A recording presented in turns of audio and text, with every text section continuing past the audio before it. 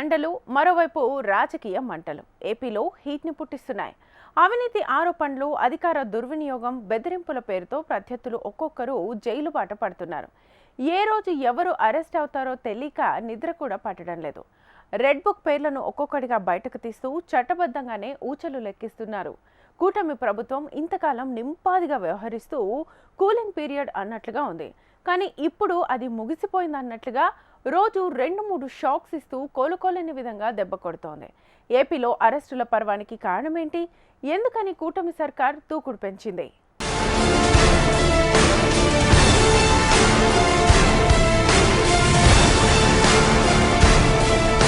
వారం రోజుల నుంచి ఏపీలో అరెస్టుల పర్వం ఊపందుకుంది. వైసీపీ హయాంలో జరిగిన అక్రమాలు, అవినీతి ఆరోపణలపై దృష్టి సారించిన కూటమి ప్రభుత్వం పలువురు వైసీపీ నేతలను అరెస్టు చేస్తూ దూకుడు ప్రదర్శిస్తోంది. వైసీపీ టైంలో చేసిన తప్పులు ఇప్పుడు సంకెళ్లుగా మారి చేతులకు చుట్టుకుంటున్నాయి. ఇన్నాళ్లు అరెస్టుల విషయంలో కాస్త నింపాదిగా ఉన్న కూటమి సర్కార్ ఉన్నఫలంగా స్పీడ్ పెంచేసింది. గడిచిన వారం రోజుల్లో వైసీపీకి లెక్కలేనన్ని షాకులిచ్చింది. కేవలం పార్టీ నేతలే కాదు, వారికి సహకరించిన వ్యాపార భాగస్వాములు, అధికారులు సైతం కటకటాల పాలవుతున్నారు.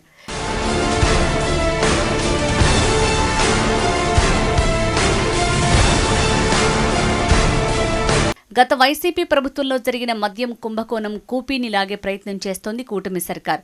లిక్కర్ పాలసీలో అసలేం జరిగింది? ఎవరు ప్రయోజనం పొందారు? దీని వెనుక ఉన్న కీలక సూత్రధారులెవరు అనే దిశగా సిట్ ఎంక్వైరీ నడుస్తోంది. ఇప్పటికే ఈ కేసులో A1గా ఉన్న కేసీరెడ్డితో పాటు A8 చాణక్య, A6 శ్రీధర్ రెడ్డిని సైతం అరెస్టు చేసింది సిట్. దీంతో ఇకపై వరుసగా కేసులో అరెస్టులు ఉంటాయనే సంకేతాలు సిట్ ఇచ్చింది. గత 2 నెలలుగా లిక్కర్ కేసుకు సంబంధించి పూర్తిస్థాయి విచారణ చేపట్టిన సిట్ ఇప్పుడు ఆ కేసులో అరెస్టులపై ఫోకస్ పెట్టింది.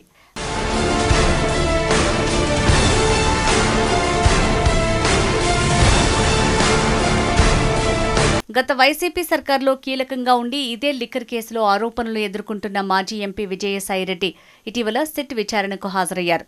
ఆ మరుసటి రోజే ఎంపీ మిథున్ రెడ్డిని కూడా సిట్ విచారించింది. ఇక సిఐడి రంగంలోకి దిగి సీనియర్ ఐపీఎస్ అధికారి పిఎస్ఆర్ ఆంజనేయులను హైదరాబాద్లో అరెస్ట్ చేశారు. ముంబై నటి జత్వానీని వేధించిన కేసులో ఆంజనేయులపై చర్యలు తీసుకున్నారు. జత్వానీ కేసులో ఎవరి ఆదేశాలతో ఆయన వ్యవహారం నడిపించారు? విశాఖ గున్నీని ముంబై పంపించాల్సిన అవసరమేంటి? ఎవరు చెప్తే ఇదంతా చేస్తారు అనే అంశాలపై ఆరా తీయనున్నారు. జత్వానీ కేసుకు సంబంధించి మరింత సమాచారం సేకరించాల్సి ఉందని పిఎస్ఆర్ను కస్టడీకి ఇవ్వాల్సిందిగా కోర్టులో సిఐడి పిటిషన్ దాఖలు చేసింది. దీంతో 3 రోజుల పాటు ఆయన్ని విచారించేందుకు కోర్టు అనుమతించింది.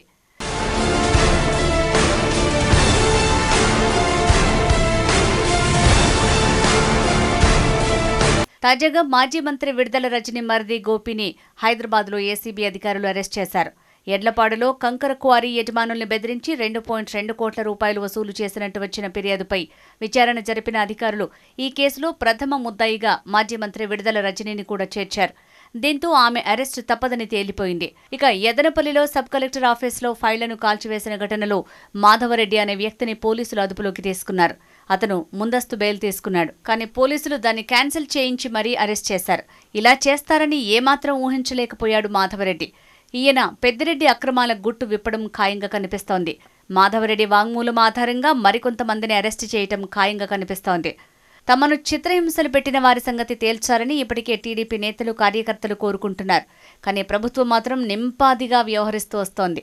ఈ మధ్యకాలంలో చాలా విమర్శలు వచ్చినా వెనక్కి తగ్గలేదు. అయితే ప్రభుత్వం ఓ ప్రణాళికతో ఉందని స్పష్టమైంది. విడుదల రజని మరిది అరెస్టు దగ్గర నుంచి పివి సునీల్పై ఛార్జెస్ వరకు అన్ని ప్రణాళికాబద్ధంగా, క్రమబద్ధంగా, చట్టబద్ధంగా జరిగిపోతున్నాయి.